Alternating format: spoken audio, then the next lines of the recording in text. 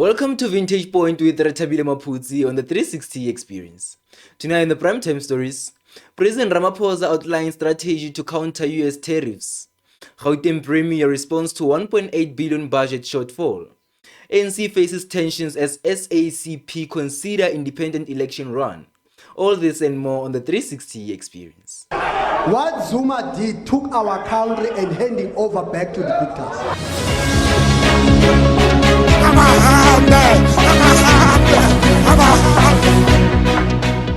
President Cyril Ramaphosa has emphasized the need for South Africa to strengthen its position in global trade following the United States' decision to impose a 30% tariff on South Africa's imports.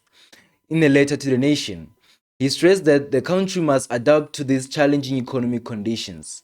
To support affected businesses, the government has established an export support desk to assist producers in accessing new markets, including Africa, Asia, and the Middle East. A financial support package for these businesses will be detailed soon. Additionally, the National Export Development Program will expand to prepare more South African companies for international trade, and the government continues to engage with the US, the foster mutually beneficial trade relation. We put on the table a package which would deal with our trade relations with the United States that contained what we were offering and what we wanted them to offer us. And we wanted a number of trade items to be exempted, and we wanted to offer them the ability to invest in our economy, as well as South African companies to invest in the United States. So that package is still to be fully negotiated. What they want to do now is to deal with the trade issues now that have to do with what they are going to be imposing. And our negotiations with the United States are continuing. And let's be clear, South Africa is not the only country that is dealing with this crisis. And many other countries, some of which are in a much worse situation than we are, others are slightly better off. And all of us are involved in a process of having discussions and negotiations with the United States. Gauteng Premier Lesufi has taken a decisive action following a forensic report that revealed 1.8 billion in unspent budget funds and unmet service delivery targets in the province. Speaking to the media on Sunday, Lesufi outlined the findings of the Provincial Forensic Audit Unit, which built a 47-area investigation report on 24 June 2025. The Premier has announced the measures to hold departmental heads accountable and ensure improved financial management. Gauteng residents are looking to Lesufi's administration to address these issues, enhance service deliveries moving forward. We don't want to release them for the sake of releasing them. We want to release them to strengthen our resolve to fight corruption, and want to release them to affirm to society that we are transparent in dealing with these matters, and we want to release them so that we don't have to waste money on things that should assist us to focus on service delivery. And those that have been implicated, we don't want them to continue with their responsibilities. With the challenges that we are facing of service delivery, we can afford departments that are missing performance targets. We also found some audit outcomes which indicated some departments are not performing ideally. Within that context, I've taken a decision to reshuffle and reset heads of departments and remove other heads of departments from their responsibilities. Nkosazana Makate, the creator of Vodacom's Please Call Me service, has expressed concern over a constitutional court ruling requiring him to pay Vodacom's legal costs, including fees for 3 legal counsels. Makate stated that this decision, combined with a 20% share of his potential payout owed to his legal team, creates a significant financial burden. He's described that the ruling is potentially discouraging for individuals challenging large corporations. The Constitutional Court has referred the case back to the Supreme Court of Appeal for a new hearing with a different panel of judges, paroling Makate's legal battle with Vodacom. Obviously, we expected a different decision, and we have to abide with the court decision. And we're going back to the SCA because they have said that the SCA must apply themselves properly, and maybe outline the reasons that actually led them to a decision. That's what we're going to do. Yeah. I think the CC could have probably finalized the matter.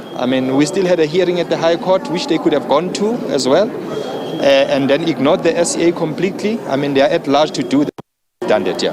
Well, if you listen to what Justice Matlang was saying that in terms of especially the determination of the CEO, they did not, I guess, thoroughly deal with that and why it was inequitable. And I think the High Court did that, so yeah. Well, I'm still resilient. I'll forever be. We'll go to the SCA, and the SCA must just relook at the case and then provide us with the judgment that will then stand the test. The African National Congress is addressing strained relation with its alliance partner, the South African Communist Party, during its ongoing National Executive Committee meeting.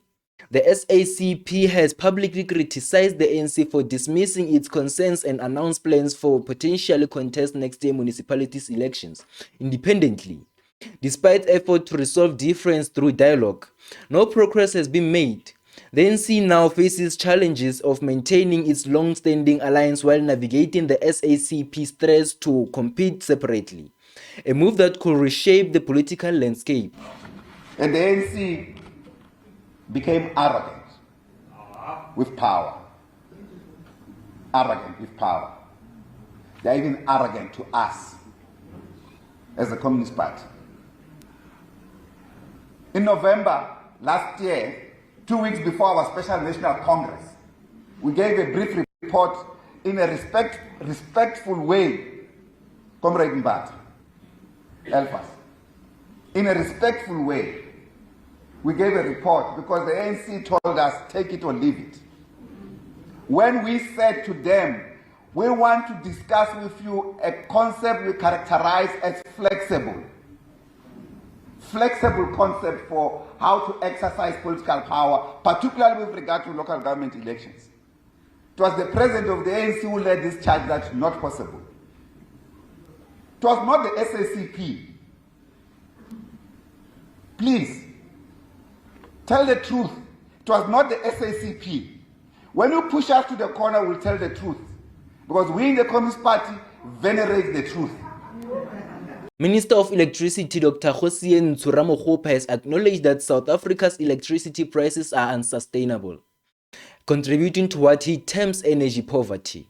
Following protests in areas like Tembisa and City Power effort to expand exemptions low-income households, the minister has directed comprehensive review of electricity tariffs.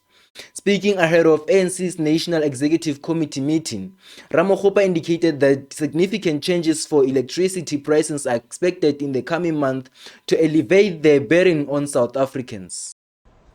We are revising the electricity pricing policy to address the issue of the cost of electricity. It's unaffordable. It's dealing a major blow to the disposable income of households. So they have to make choices. Do I buy a loaf of bread, or do I have to replenish my units? The choice is easy. They are going to buy a loaf of bread, justifiable. So the state has got a duty not to be retrenched, but to be at the forefront of the resolution of this preeminent problem that is disproportionately affecting your peri-urban areas, villages, and if you like, poor areas. And that's something that is receiving our attention. That was all with Retabile Maputsi on the Vintage Point on the 360 Experience. Make sure that you like and share. For more updates, make sure that you subscribe. Bye-bye. What Zuma did took our country and handing over back to the dictators.